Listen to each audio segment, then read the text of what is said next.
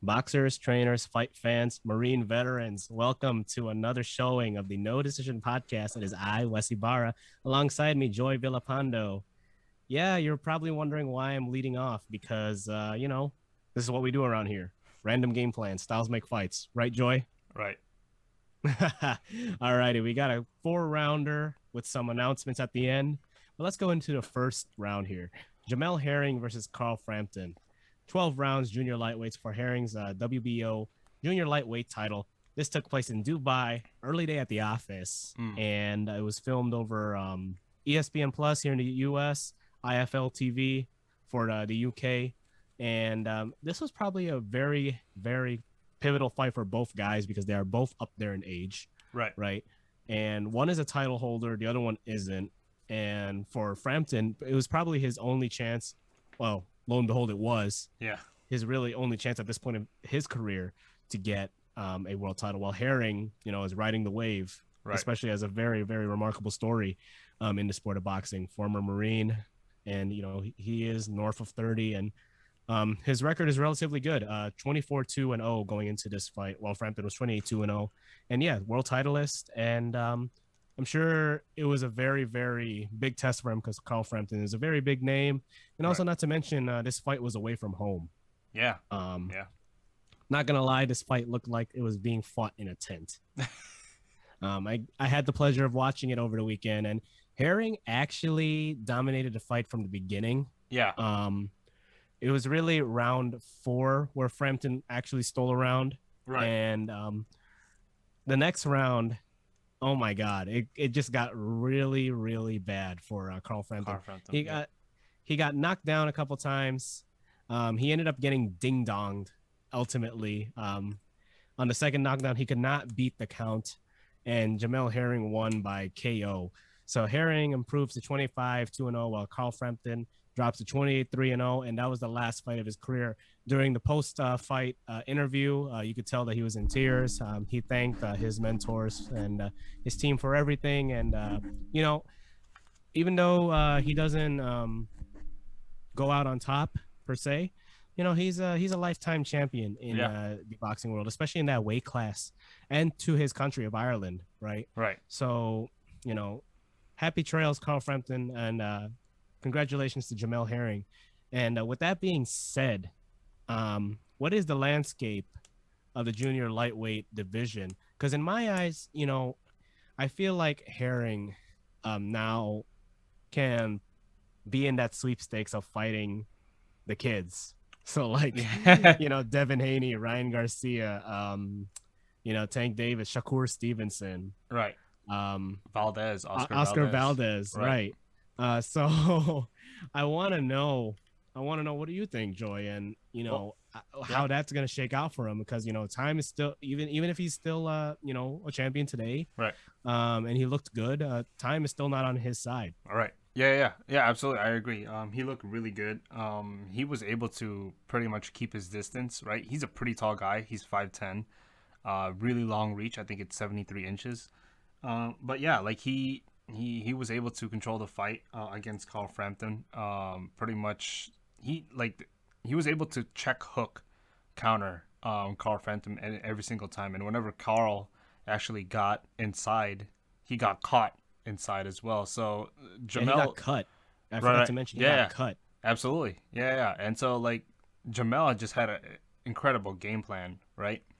And in the post fight interview, he called out Oscar Valdez. So I think that might be the next fight for him. I would like to see that because we there was some rounds that I gave to Burchelt against Valdez.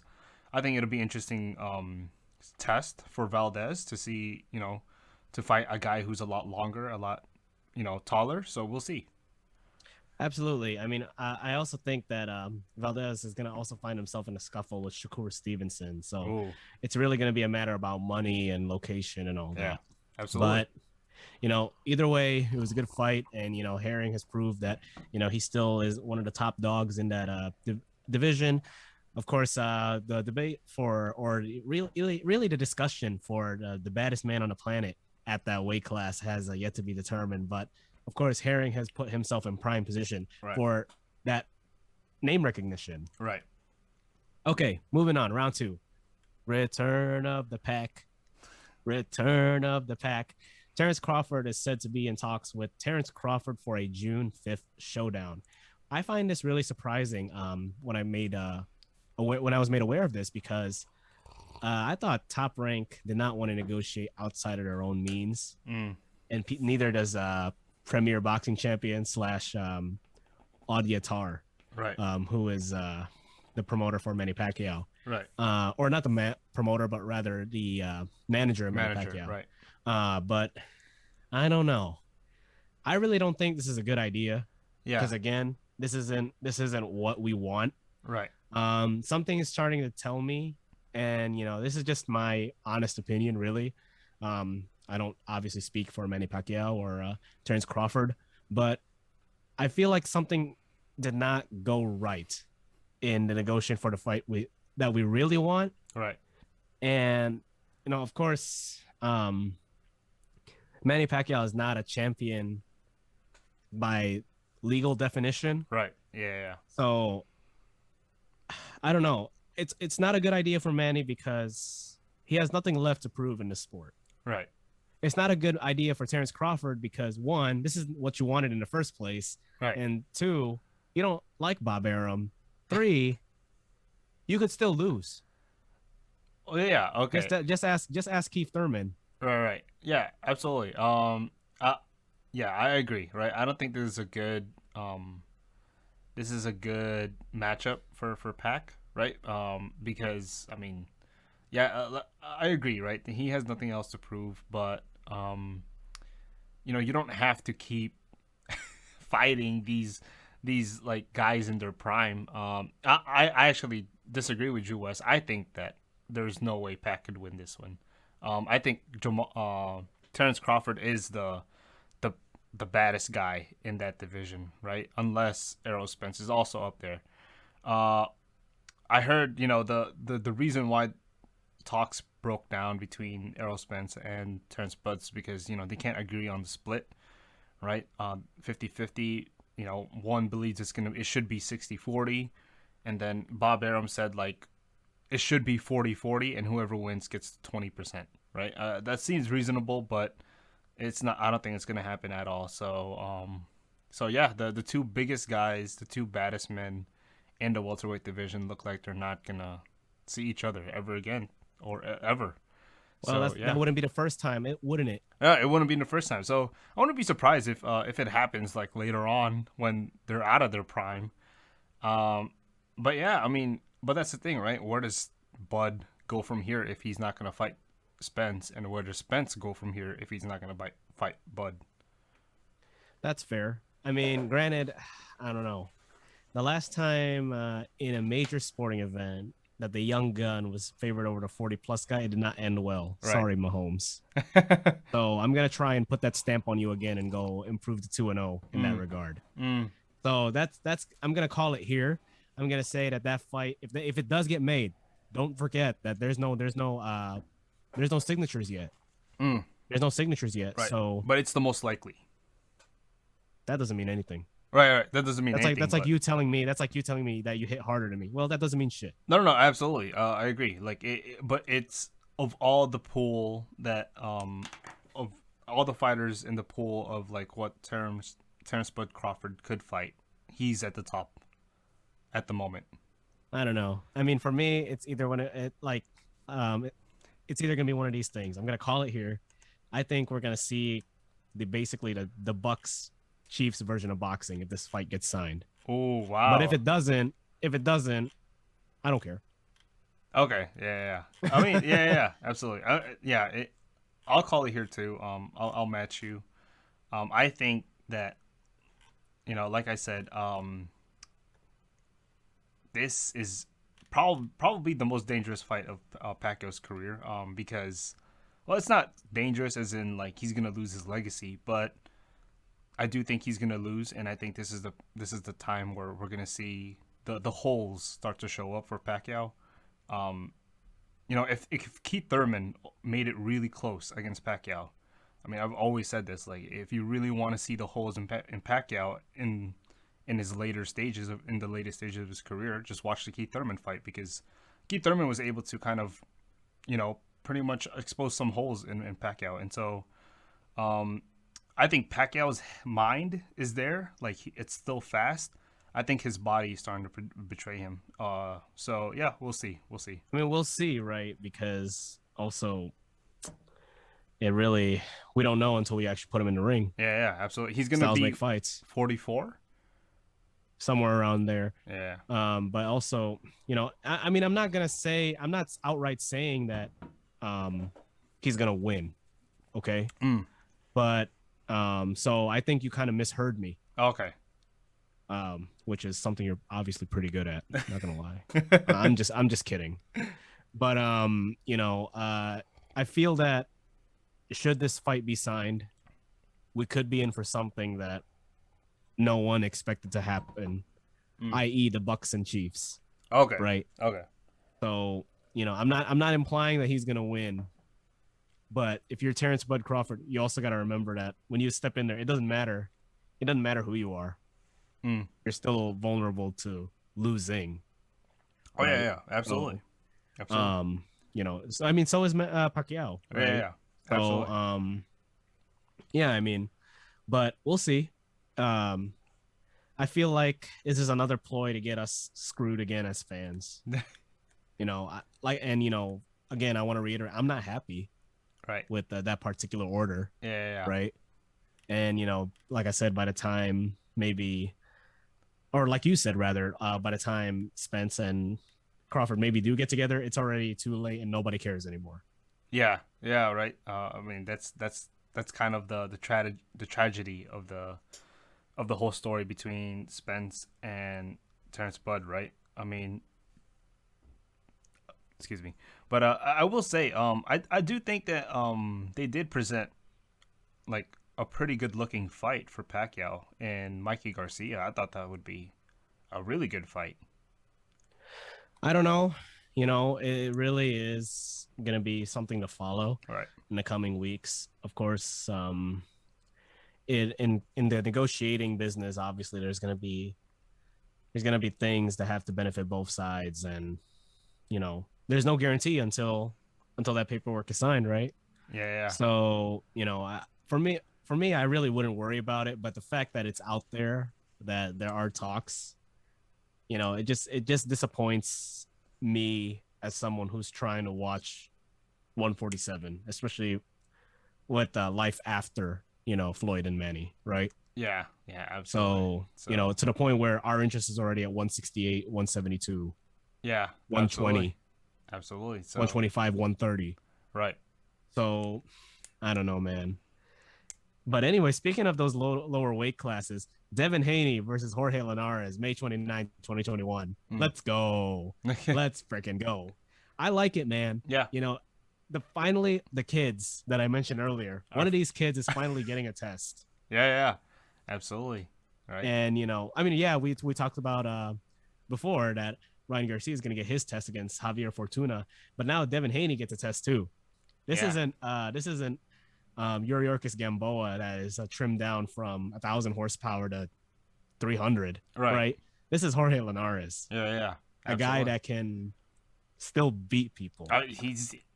He's the biggest lightweight I've ever seen. He looks like a welterweight, like a super welterweight, but he's pretty light. So yeah, but yeah, I'm super excited, right? Because Linares is a pretty good boxer. He's pretty big, a lot bigger than Devin Haney. And so yeah, this is gonna be exciting, right? Well, we'll see. This is a pretty good test for Devin Haney. Are we going to see any surprises, kind of like we did with the Luke Campbell Ryan Garcia fight? Oh, uh, we could probably see Devin Haney taste the canvas for the first time, right? Linares is one of the only guys to ever knock down Lomachenko. And Lomachenko is super super elusive. So we'll see. I think this could be a chance, right? There's possibility that Devin Haney could pretty much get his first knockdown, not knockdown, not knockout, but like yeah, Yeah, I mean, I don't know, man. It's going to be very good, and I have my calendar set down already. Matchroom is winning, man. They're winning again. They're giving us what we want, and I'm Right. happy about that. Yeah, absolutely. It's time for Crawford to leave Aram. I mean, I thought we already stopped talking about that, but Oh, okay. oh no, no, yeah, yeah. I'm just saying, the biggest stars need to be in the biggest fights, right? Well, hypothetically, Right. that doesn't always translate to reality, unfortunately. Yeah. But hey, Devin Haney, Jorge Linares, May 29, 2021. I wouldn't be surprised if it's held over to zone. It is a matchroom fight after all. And yes, I'm so glad Devin Haney is gonna finally get his test instead of everyone putting the spotlight and the pressure all on King Rye or Gervonta Davis. Now they're all finally getting those shares of tests, which I Yeah. love. Absolutely. Absolutely. I mean, sooner or later they're gonna run out of tests and they're gonna have to fight each other, right? Each other, Right. which is So, again what we want, right. right? Yeah. And then of course, like we mentioned earlier, Jamel Herring, Shakur Stevenson, they're still somewhere out there in their range, right? Right. And the Lomachenkos and the Valdezes and even the Burchelts of the world, they're Yeah. out there still, you Absolutely. know. So, man, this is good. This is good. Nobody can say, "Oh, these kids suck" or "These kids haven't fought anyone." All right. That's now putting those messages of hate to sleep. Yeah, yeah. I mean, do we agree, Wes, that it has been pretty much darn it, I forgot his name already. Dude who is the ring champion in lightweight lightweight lightweight division. I forgot You're his talking name. about lightweight. You're Oh, talking about Teofimo. Teofimo. Teofimo. Yes, Yeah. yes, absolutely. So I mean, ever Oh since yeah, him Teofimo too, beat, right? yeah, But no, no, like but I'm saying like ever since he beat Lomachenko, now a lot of these younger guys feel like they could take on some of these veterans. okay, well let's make it clear. Teofimo is also still a kid, right? Well, yeah, He's that's the basically thing. he's more or less our age. Right, exactly. So like when he beat Lomachenko, right, then that kind of gave everyone else this confidence. Like, okay, maybe we could stand with these veterans. Well, okay. Now, yeah, that makes a lot more sense. Right. And of course, that's really I mean everyone that has a big name, right, has to have that breakthrough fight that gets them over the hill. And fright too because it is nervous. Yeah. The fighters do say that Get they look nervous. cool, calm and collected, but really like in their mind mentally they're shitting their pants. Yeah, I heard some of them, like because they eat so much the night before, and they get so nervous they throw up a lot. The during the fight or like the night of the fight. That's very it's a lot of anxiety, man. Yeah, yeah, absolutely.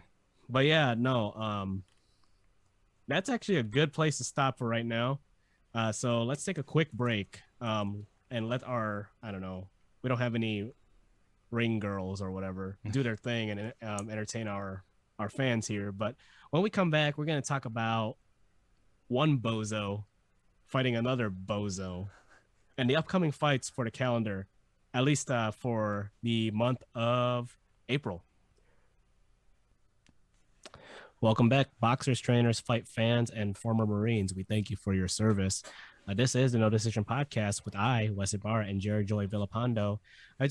Before we continue, I do want to talk about one thing.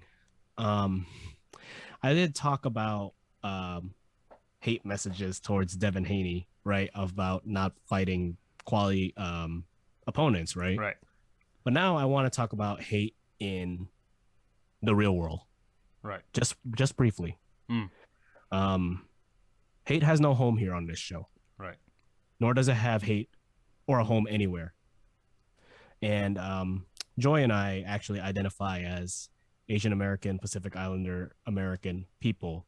And I urge you to help stop the Asian hate. It saddens me that we are in a time now more than ever that we live in a society where it's completely divided, where it feels like we're pretty much pitted to hate one another. Right. Even having multiple talks with people, I still seem to not be able to wrap my head around it. And, I don't like it. And To be honest, sometimes I fear for my own safety when I go out there, Right. as do my family members, as do my friends. So please, I look to you. I count on you all to help stop the spread of Asian hate. Hate is not a virus. We didn't make you sick. Fucking stop it. Well said, Wes. Well said. Okay, let's get back in the ring now. Jake Paul, Bozo number one. Ben Askren, we got the funk. Bozo number two. They are said to be fighting each other. I think it's on the card of Cotto and Marquez, Joy. Yeah, yeah, yeah. Either Yeah. that or the Oscar De La Hoya card. Either way, that card is going to be full of old dudes fighting. Apparently, Antonio Tarver is going to be on that card too. But anyway, we're talking about Jake Paul, Bozo number one. Ben Askren, we got the funk. Bozo number two. I'm not going to lie. I like Ben Askren. Yeah. I said it. Yeah. But I sure as hell don't like Jake Paul. Yeah. I mean, okay. Like, I don't like Jake Paul as well. Just as a character, right? He's been in a lot of controversies, by himself. Um, but I mean, he is bringing like some new, fresh eyes to boxing, and I think it was Mike Tyson that kind of what do you call it? He credited him, and so I don't agree with that, right? I thought that there was already a lot of talent in boxing that was coming up. So either way, I think boxing was gonna grow again, anyways. And plus, boxing is free now, which is awesome. Fucking Well, not finally. necessarily. Not It's more free necessarily. Yeah, than yeah. it's been in years past. Right, exactly. But we've had more fights than years past, right? Like you said. Sure. Um, And I don't know. yeah, yeah, Yeah, yeah. go ahead, Joy. Yeah. Yeah, no. And like the only thing I know about Ben Askren is that his fight with Masvidal, the fastest knockout in UFC history. So I mean that's pretty much all I know about this guy. But he does seem to be a decent guy at least, right? So we'll see. We'll see. I mean, if you watch his, I will add, if you watch like his college wrestling highlights and his wrestling match with Jordan Burroughs, Mm, who is probably the best, you know, wrestler, not WWE people, right. um, wrestler probably from this country, Mm, at least in this era of wrestling. You could tell that this guy's a competitor. right. And of course, the Paul brothers are wrestlers by trade too. So it'd be really interesting to see if they're going to really be boxing or, Wrestling. wrestling, really maybe get each other in um, few positions Oh that I yeah. cannot really name on here just for Yeah. the sake of, um, outbreak, Yeah. my outbursts rather. But yeah, no, I mean, let's be real though. Do you think Ben Askren has a chance against this bozo So in Jake Paul? so I was doing my homework on Ben Askren, right? And I was like, well, of course, like he's a fighter, he should have a chance with Jake Paul, right? But then I got to like dig deeper on Ben Askren, and this guy is not much of a striker in MMA, right? Like you said, he's pretty much one of the best wrestlers coming out from this country. But I had to see it for myself, right? And man, like I don't know, like this guy is a really good wrestler, but he is not very good at striking. And Well, so right. I mean, he's not because obviously in wrestling you don't punch right, no, no, or kick, absolutely, right? absolutely, So I'm sure his game is more ground and pound right, rather than try and knock you out with a right hook right. or something. No, no, but that's what I'm saying is like, if he has confidence against Jake Paul, who is okay, like, no, he's not okay, but like, he has at least some boxing experience, right? I don't know if Ben Askren has had some boxing experience. He's probably been like sparring in boxing, but not really to the point where like he's in the ring. But that's what I'm saying is like he's probably a lot more confident than we are for him because yeah, like I said, right? I mean, I thought Ben Askren was gonna be decent at striking, decent, because if you're in MMA, you got to be all around, and so now I'm kind of worried for this dude because yeah, it seems as though his fighting style is not, you know, striking. It's definitely wrestling, and that's what Jake Paul is more striking now because he's a boxer. He's kind of considering himself a boxer, which I don't, but still, you know. I mean, you're not the only one. Yeah, I mean that's the thing, right? I mean, you gotta if you're gonna fight an MMA fighter, you have it like multiple fights where you have one in the ring, you have one in the octagon, and then you know whoever I don't know, yeah, you know, so it's a little fair, right? But yeah, Yeah, I mean, I totally get what you're saying, and you know, I don't know. I mean, for me, because I feel how I feel about the Paul brothers, I'm gonna be cautiously optimistic about Askren. oh yeah, I think so. He's a I'm not professional gonna, fighter, I'm not gonna say he's gonna win, but right? I'm not gonna say he's gonna lose. I'm I'll take the professional fighter anytime. So What's so professional about that? no, no, no, I no. mean, the guy lost his actual professional fight. Well, that's the thing, right? Like, I mean, by that guy, I mean Paul. Paul, right. Well, that's the thing, right? So we'll see. Paul is what 0-2 at the moment. No, I think he's like 0-1-1. Oh, 1. Yet, he's being treated as like the number one contender in everything. Right. So yeah, I mean that's the popularity, right? That's what's wrong with boxing to this day and age. But yeah, we'll see, right? I'm excited about this It's fight. really what's kind of wrong with the sports entertainment business in general, Right. right? It's like we're monetizing or, I guess applauding, Right. the internet. Well, Wes, let me ask you. Do you know the details of this fight? Because I know Ben is like a 180 pounder, and then Jake is like 200, like plus. All I know is that it's obviously not a full 12 rounds, Okay. right? Right. I wouldn't be surprised if they like just had them meet at like 190 Okay. Yeah. or something like that, Yeah. you know. Yeah. And of course, since Ben is a wrestler, weight really, especially if it's going up, isn't a problem. Oh no, absolutely, absolutely. So yeah, I mean, Floyd is still scheduled to fight one of the brothers, right? And I'm pretty sure he's not going to go up in weight. He's probably going to stay at wherever he's at right now, probably 145. Fight these guys at 200. Oh, I wouldn't be surprised because he's pretty muscular. Right. I wouldn't be surprised if he actually walks around at like 160, Hmm. 165. Yeah, absolutely. So yeah, And then, it's going to be like him versus Big Show. although he's gonna have to bring out the brass knuckles. Oh, he doesn't need no brass knuckles. Yeah, he doesn't need it. But he did need brass knuckles to knock out a 7'5" 7'5" or yeah. something like that. Big Show. But anyway, I don't know. I'm gonna be cautiously optimistic about Ben Askren. But okay, enough with the news. Let's talk about our upcoming fights for the month of April.